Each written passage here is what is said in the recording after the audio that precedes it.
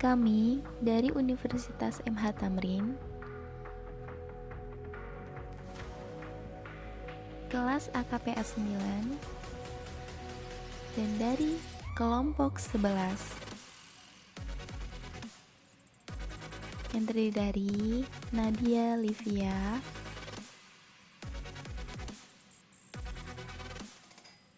Aipa,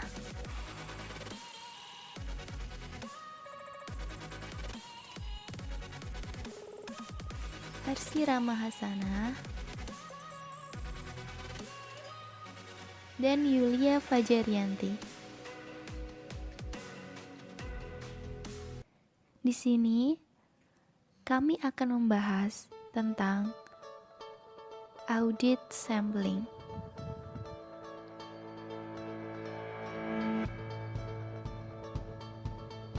Apa sih arti penting sampel bagi suatu pengauditan?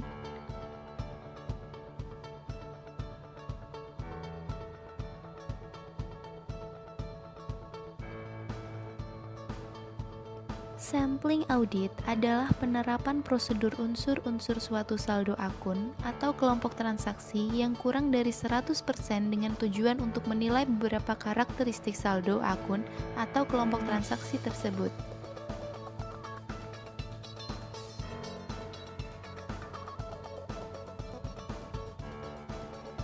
Auditor dalam pelaksanaan auditnya sering menggunakan sampel selain disebabkan biaya waktu dan tenaga, juga dikarenakan beberapa alasan, yaitu: yang pertama, tidak mungkin untuk melakukan sensus.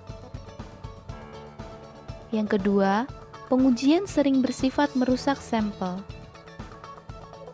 Yang ketiga, halangan pengujian dengan sensus. Yang keempat, menunjang pelaporan hasil tepat waktu. Yang kelima, memperoleh hasil yang akurat. Metode pemilihan sampel.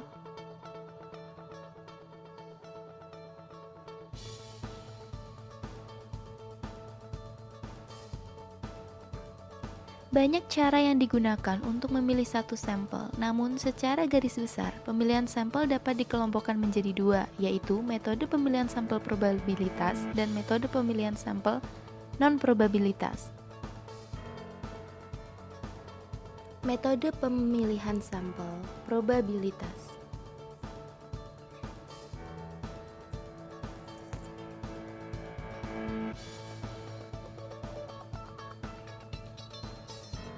Metode ini menggunakan statistik sebagai dasar menentukan sampel dengan dasar pertimbangan ekonomis atas waktu dan biaya.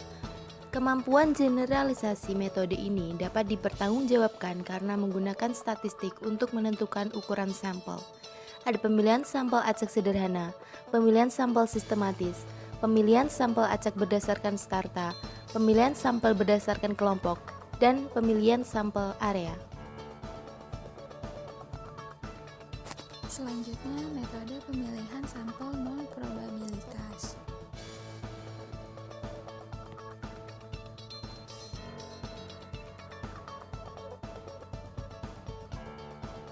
Metode ini tidak menggunakan statistik sebagai dasar menentukan sampel dengan dasar pertimbangan ekonomis atas waktu dan biaya. Metode pemilihan sampel ini dijelaskan: yang pertama, pemilihan sampel berdasarkan kemudahan. Yang kedua, pemilihan sampel berdasarkan tujuan.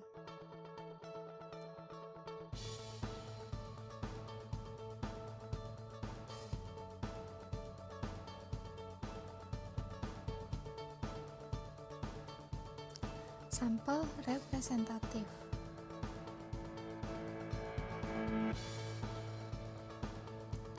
Sampel representatif adalah sampel yang karakteristiknya hampir sama dengan populasi. Hasil sampel dapat menjadi non-presentatif akibat kesalahan non-sampling atau kesalahan sampling.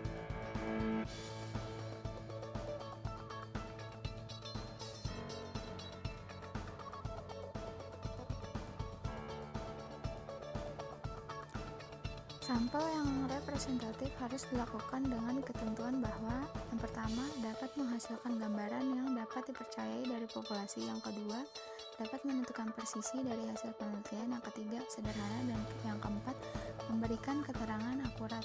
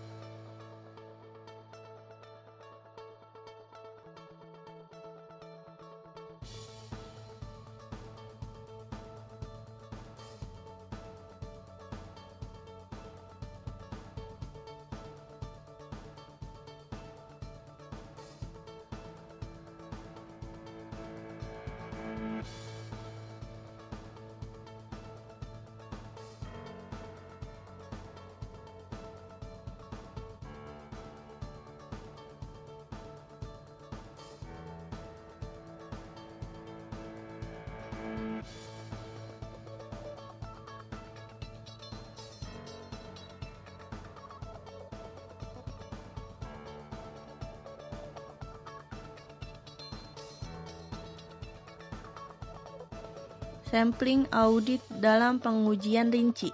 Ikhtisar langkah-langkah sampling audit. Dalam penyusunan perencanaan sampel audit, auditor harus mempertimbangkan beberapa hal yang meliputi 1. Hubungan antara sampel dengan tujuan audit. 2. Tingkat risiko sampling. 3. Karakteristik populasi.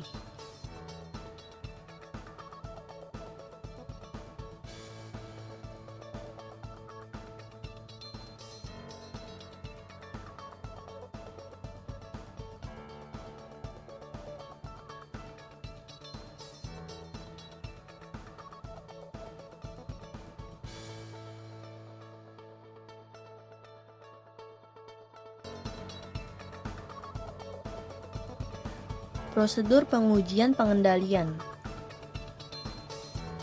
Sampling tidak dapat diterapkan dalam beberapa prosedur pengujian pengendalian, seperti 1. Prosedur untuk memperoleh pemahaman atas struktur pengendalian intern untuk audit plan. 2. Pengujian atas prosedur dan kebijakan struktur pengendalian intern yang sangat bergantung pada pemisahan tugas. 3. Pengujian atas prosedur atas kebijakan struktur pengendalian intern yang menghasilkan dokumen. 4. Pengujian untuk memperoleh bukti tentang rancangan suatu lingkungan pengendalian atau sistem akuntansi.